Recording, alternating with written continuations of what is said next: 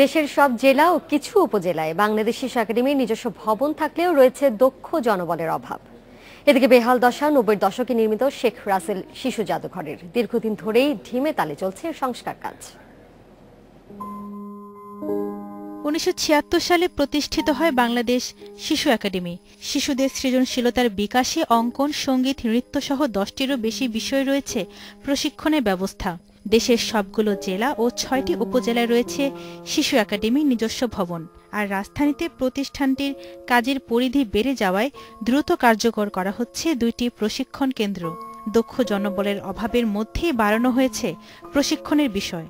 Head অফিসের যে দক্ষ জনবল থাকা দরকার, যারা আছেন তাদের আমি বলছি না যে অদক্ষতা, কিন্তু আরও থাকলে আর একটু ভালো হতো। প্রমোশনের ব্যবস্থাগুলো যদি ঠিক মতো থাকতো, পেনশন নাই, এইটার যে অর্গানোগ্রামিক যে একটা চেঞ্জ দরকার, সেটা খুব প্রবলভাবে এটাকে খুব দরকার। যা হলে মানুষের কাজের আগ্রহ থাকবে।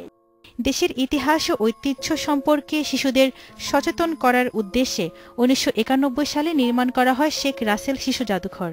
এখানে রয়েছে জাতির জনক শেখ মুজিবুর রহমানের কনিষ্ঠ পুত্র শেখ রাসেলের দুর্লভ আলোকচিত্র। ৭২টি শোকেসে ত্রিমাত্রিক শিল্পকর্মের মাধ্যমে তুলে ধরা হয়েছে প্রাগৈতিহাসিক সময় থেকে বাংলাদেশের স্বাধীনতা পর্যন্ত সময়ের সামাজিক রাজনৈতিক ইতিহাস।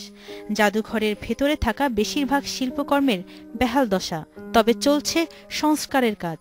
আমাদের জনবলের একটা সংকট রয়েছে। আমাদের ৭১টি অফিস, ঢাকার বাইরেও অনেক অফিস আছে, আমাদের প্রতিটি জেলাতে আছে, ৬টি উপজেলাতে আছে। আমরা আসলে নতুন সম্ভাবনার মধ্যে দিয়ে, যেমন আমরা আসলে সব উপজেলাতেই শিশু একাডেমি করতে চাচ্ছি, এটি ক্রমান্বয়ে করা হবে। অঙ্কনের পাশাপাশি শিশুদের টিভি উপস্থাপনায় পারদর্শী করে তুলতে নেওয়া হয়েছে পদক্ষেপ।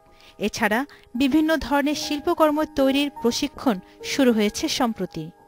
Tabassum Arzu, Independent News, Dhaka.